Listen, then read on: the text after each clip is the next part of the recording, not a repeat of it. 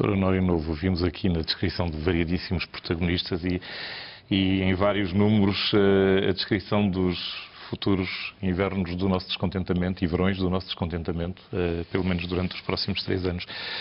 O senhor acredita que este programa, duríssimo como ele vai ser, ainda nem sequer o sentimos, duríssimo como ele vai ser, tem hipótese de reabilitar as finanças públicas em Portugal? Eu diria mais invernos do que verões. Invernos bastante gelados. E devia começar por agradecer o seu convite e por lhe dizer que não me promova, eu de facto não sou economista, sou licenciado em Engenharia, sou um curioso, um estudioso destas matérias, mas sou de facto licenciado em Engenharia. O documento de estratégia orçamental que hoje foi apresentado pelo Sr. Ministro das Finanças, eu posso dizer que não constitui uma surpresa de todo em todo, porque no fundamental ele transpõe aquilo que é o texto do memorando de entendimento com o Fundo Monetário. Embora deva dizer-se que, em muitos aspectos, há aqui colherada. Isto é, há a colherada deste Governo que reforça, designadamente reforça, quer na carga fiscal, já lá vamos, quer naquilo que é os cortes na despesa e despesa de natureza social. Também já lá vamos. E, portanto, este é um dado adquirido. Mas, naturalmente, apesar de não ser surpresa, quando confrontado com a realidade, tem que causar alguma preocupação e indignação, e por isso o Mário Crespo utilizou aqui o termo invernos, porque é, de facto, invernos. Mais invernos do que verões. Foi William Shakespeare e foi John Steinbeck quem os usou com propriedade. Eu julgo que a ideia que mais faz transparecer desta conferência de imprensa de hoje e do início do mês, do Ministro das Finanças, dia 12 de agosto, onde anunciou a subida de IVA, agora anunciou outra, já lá vamos também. A ideia que fica é um pouco esta. No passado recente, com o governo do Partido Socialista, nós andávamos de 3 em 3 meses, ou de 4 em 4 meses, digamos assim, a anunciar programas de estabilidade e crescimento, o 1, o 2 e o 3, renovados, ficou no quarto, mas cada qual que era apresentado não se percebia porque é que o anterior não tinha sido cumprido e, sistemática e recorrentemente, apresentava um plano de austeridade mais grave na carga fiscal sobre a generalidade dos portugueses, e especialmente sobre quem trabalha, os mais débeis, e mais grave naquilo que são os cortes nas prestações sociais. Este governo, apesar de ter 100 dias, digamos assim, já fez uma revisão. Eu iria, enfim, ironizar, dizendo este governo não vai de PEC em PEC, vai de memorando em memorando. Porque cada conferência de imprensa que apresenta a sua colherada, reforçando ainda mais o panorama grave do memorando inicial no que diz respeito à carga fiscal, aumentando e reforçando o agravamento da carga fiscal e aumentando e reforçando as cortes e as prestações sociais. Havia buracos nas contas públicas que justificassem todas estas medidas? Essa é uma questão que não está suficientemente clara. Que não fossem do conhecimento do Governo? Não, nós admitimos que elas existissem. Agora temos muitas dúvidas que elas não fossem do domínio do Governo, do anterior e dos responsáveis máximos deste, na preparação do memorando que negociaram com a Troika. E, portanto, parece-nos que o BPN era uma situação conhecida, é uma das questões que é recorrida. As quebras de receitas fiscais resultantes da quebra da atividade económica, que é uma das razões invocadas para o desvio, também é uma coisa esperável e nós advertimos e continuamos a advertir para isso. O déficit na Madeira, por exemplo. O déficit na Madeira, julgo que...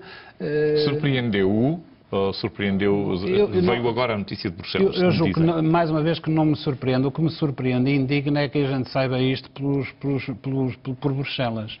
Isto é, que a Troika venha aqui no início do mês, que o Ministro das Finanças faça uma conferência de imprensa e não diga nada sobre isto, e uma conferência de imprensa imediatamente a seguir ponha os elementos da Troika a dizer que há um déficit excedentário e inesperado, entre aspas, na Madeira. E agora, que era 280 milhões na altura. E agora, passado meia dúzia de dias, aparece um representante do comissário Olli Rehn a dizer em Bruxelas que afinal não é 280, é 500 milhões. Isto é que nos deve indignar. Eu sinto-me indignado, suponho que os portugueses, o Mário Crespo também se sentirá indignado porque tem um governo, concorda ou não com ele, tem um Ministro das Finanças, concorda ou não com ele. Um termo que, e de facto, quer dizer, as notícias, a precisão do rigor das notícias não aparece aqui, aparece em Bruxelas, ou aparece por pessoas que têm uma missão específica, mas que não deveriam ser, digamos, os anunciadores de... Para além da forma... Eu gostava de ir à substância. E a substância, esta peça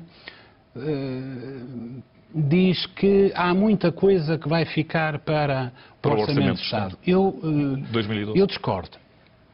Porque aquilo que é dito hoje e é dito nos documentos apresenta de uma forma clara aquilo que vai ser o orçamento do próximo ano e do ano 2013 em termos de cortes na despesa. Por exemplo, como resultado da manutenção do corte e da redução do pessoal, porque vai haver aposentações, mas eu julgo que não pode deixar de haver rescisões de despedimentos, e eu alertava os funcionários públicos para isto, são 680 milhões. A redução de pessoal foi contemplada ali. Exatamente. E está aqui. 680 milhões. Está quantificado no documento. Por exemplo, as pensões vão ser cortadas para o ano. Acima de 1.500 euros. Vai haver um aumento de cargos. Corrigir-me, mas o que eu ouvi é que não iam ser aumentadas. Não. Vão ser cortadas acima de 1.500 euros. E vão ser mantidas abaixo de 1.500 euros e vão ser aumentadas as pensões sociais. E, portanto, o corte nas pensões acima de 1.500 euros, mais a convergência fiscal, isto é, o aumento de carga fiscal de todas as outras pensões, significa uma corte na despesa de 1.020 milhões de euros. Também está quantificado. Por exemplo, ao nível das comparticipações na saúde, medicamentos, intervenções, taxas moderadoras, etc., vai haver um corte de 850 milhões. Está perfeitamente delineado. Não é preciso esperar para o Orçamento do Estado. Isso não é para os tais escalões mais elevados do IRS? Não, isto é para... É global. Global, para já é global. O investimento, por exemplo, o investimento público, o investimento do Estado e as transferências para as autarquias vão sofrer um corte de 0,6% do PIB, 1.020 milhões quantificadas. Todas estas despesas que vão ser cortadas são 5.100 milhões de cortes na despesa para o ano, dos quais uma parte muitíssimo substancial são despesas sociais, são despesas com a educação, com a saúde, com a rede escolar, também está incluído a cortes na rede escolar, com investimento público, com ordenados e com pensões. E uma parte muito pequena são as chamadas gorduras do Estado, isto é, as fundações, os institutos, etc. E mais, está previsto para o ano 2013 um corte suplementar de 3.580 milhões de euros nestas rúbricas. Portanto, nós ficamos a saber hoje que, ao mesmo tempo que os reformados, os trabalhadores, a classe média, os pequenos empresários, as autarquias, o investimento público vão sofrer cortes desta ordem de grandeza, de cerca de 3% do PIB, nós temos uma receita adicional prevista, anunciada hoje pelo Sr. Ministro, sobre os mais ricos, que vão dar uma receita acrescida de 100 milhões de euros. O que significa que aquilo que se disse hoje esconde o essencial. Esconde também um aumento da carga fiscal. Não já sobre os ricos, mas sobre a generalidade das pessoas. Por exemplo, aumento das taxas de IVA em todos os escalões intermédios, por exemplo, o aumento dos impostos sobre o consumo, as isenções fiscais do IMI foi referida na vossa peça, mas também aquilo que também sabe, e já referiu o Mário Crespo, que é a anulação de uma série de deduções de saúde, educação e habitação para a generalidade da classe média, os escalões mais altos na totalidade, os outros escalões parcialmente. Foi convencida parcialmente, por crédito fácil a adquirir habitação. E que significam 500 milhões de euros. Há aqui elementos. Eu gostava que o senhor... Marques, deixe-me só dar-lhe uma nota final. Nós pegamos neste documento que vem anexo ao documento, que faz parte, aliás, do documento, e vemos aquilo que é anunciado pelo Governo ao nível do aumento das receitas. E o que eu concluo, de uma forma absolutamente irónica, eu diria hipócrita, é que aquilo foi anunciado hoje sobre a taxação suplementar em IRS cerca de 100 milhões de euros é o que está aqui, não vem aqui. Isto significa que é uma medida, digamos, quase metida à pressão para responder àquele mediatismo das últimas semanas ou dos últimos 10 dias de que era necessário taxar os mais ricos e os mais poderosos, para dar uma resposta política, uma resposta mediática, mas é tão insignificante do seu ponto, da sua eficácia, de facto, embora seja positiva, não é isso que não estou a negar. E nós, aliás, subscrevemos. Aliás, devo dizer-lhe mais, 2 das 3 medidas anunciadas. Se o Governo quisesse, a maioria quisesse, já podiam estar em prática. Porque, por exemplo, uma delas, o aumento da taxa para 21,5% sobre as mais-valias, nós, PCP, propusemos em novembro do ano passado. Por exemplo, a taxa suplementar da derrama estadual sobre lucros superiores a 2 milhões de euros, se o Governo quisesse, tinham-o aprovado há 2 semanas atrás. Porque nós apresentamos essa proposta na proposta de lei do Orçamento para a criação da sobretaxa extraordinária do IRS, o subsídio de Natal, como é conhecido, os 50% do subsídio de Natal, nós propusemos exatamente uma taxa do mesmo tipo para empresas com lucros superiores a 2 milhões. E isso cumpria com os objetivos contabilísticos? Bom, cumpria ou não era suficiente? Só que o PSD e o CDS recusaram esta alteração. Percebe? Eu vou-lhe pôr dois cenários. O dinheiro acabou. Mas, Marcos, deixe-me só... Vai ter que me falar sobre isto sim, e o nosso tempo está a correr. O que eu lhe quero dizer é que esta medida é positiva. Estas medidas são positivas, mas são insignificantes daquilo que é a justiça fiscal no sentido de tributar os patrimónios e os chamados ricos e poderosos. Por exemplo, vamos lá ver, podia-se ter optado pela criação de uma taxa que foi anunciado, aliás, pela Sra. Merkel e pelo Sr. Sarkozy aqui há 2 semanas, sobre as transações em Bolsa. Isto dava só de si mais de 200 milhões de euros, uma taxa pequena. Poder-se ter... Não havia o risco, por exemplo, do mercado imobiliário em Portugal morrer? Bom, e deixar de se efetuar, por isso simplesmente? E ser transferido para outro lado? Grande parte do capital é estrangeiro, não é? Nós não podemos estar a utilizar sempre, sistematicamente, o receio de afrontar os poderosos e depois dizer que queremos afrontar os poderosos. Não é uma questão de afrontar poderosos ou não, é uma questão de realismo. O senhor vê como possível, por exemplo, uma série de medidas numa fase em que há uma competição fiscal desenfreada nos mercados de capitais, uma iniciativa fiscal em Portugal que não fosse acompanhada por uma fuga de capitais absolutamente ainda mais desesperada do que era, que já está a acontecer, como o senhor sabe. Eu receio bem que nós sejamos ultrapassados pelos acontecimentos. Eu repito, esta proposta, que naturalmente nós fazemos há bastantes anos, fez o seu caminho.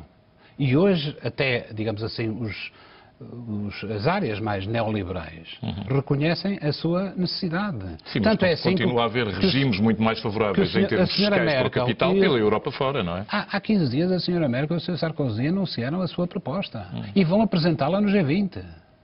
Vão apresentá-la, enfim, nos jornais de ontem e de ontem que vão apresentá-la no G20. Ora, seria um dado político muito interessante que, por exemplo, o Dr. Passos Coelho, que está lá fora, enfim, a entabular negociações para introduzir na Constituição os limites do déficit da dívida, pudesse também, e não há notícias que ele tenha ido por aí, colocado a questão de, sim senhor, é necessário avançar com a taxa Tobin. E nós vamos dar um exemplo. Para transações financeiras. Mas, por exemplo, o património. Alguma coisa impede que, por exemplo, os prédios, as propriedades acima de 1 milhão de euros, sejam tributadas em sede de IMI e em sede de IMT com uma taxa adicional? Nada impede. Nem fogem. Alguma coisa impede que, por exemplo, carros de luxo, mas de gama, claro, muito acima de 100 mil euros, ou aviões particulares, ou iates, possam ser tributados em sede de imposto automóvel, em sede de imposto de circulação, com uma taxa adicional mais do que o seu Volvo ou o meu... Não tenho Volvo, mas tenho um Volvo S40 e passa a publicidade, ou um outro carro qualquer de médio ou baixo. Bom, A verdade é que isto não é perfeitamente possível. É possível ou não é possível? Eu tenho o tempo a correr e eu Bom, é só para lhe dizer o seguinte.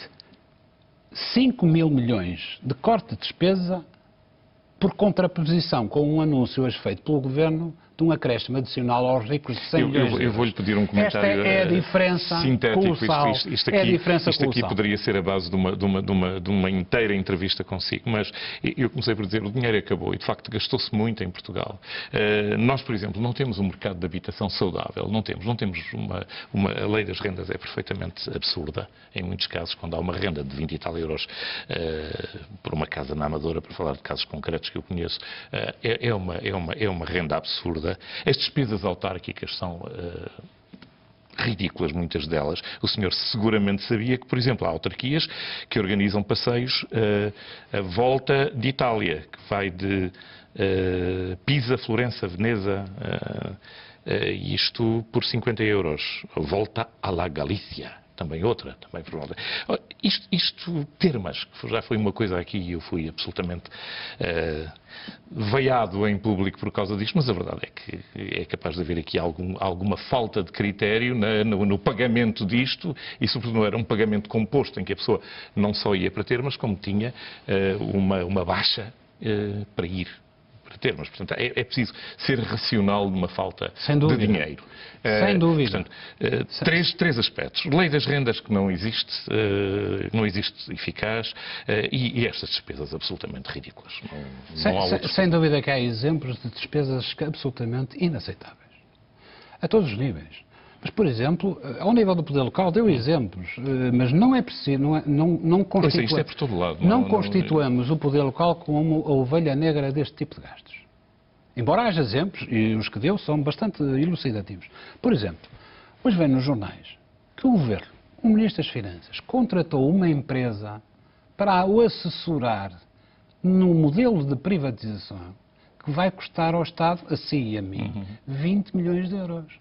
Ainda por cima é uma empresa contratada por ajuste direto, sem contratação pública. E ainda por cima, segundo vem nos jornais... Tecnicamente seria necessário ou não? Ou haveria... Eu julgo que não, porque há uma... Mesmo envolvendo uma decisão política com a qual eu discordo profundamente. Há experiência suficiente nesta matéria que permitiria lançar este processo sem necessidade. Aliás, há experiência, infelizmente, durante estes anos. Durante estes anos não se fez quase outra coisa, quase outra coisa do que isso. São 20 milhões de euros. Ora, olha, Mário Crespo, eu sei que esses 20 milhões de euros dê para todas as viagens às termas e à Galícia das autarquias. Mas mesmo assim isto foi muito dinheiro, Sr. Parcerias público-privadas, Mário Crespo, é evidente, fundações, institutos a mais, é evidente, tudo isso é evidente. Agora, o que é inaceitável, sob pena de entregarmos a chave e dizerem assim, venham cá governar por nós, é cortarmos despesas que ferem prestações sociais, que ferem os interesses dos reformados. Não me falou da lei das rendas, o que dentro da sua área de engenharia isto seria um fator ainda de riqueza na nossa conversa, terá que ficar para outra vez. Claro.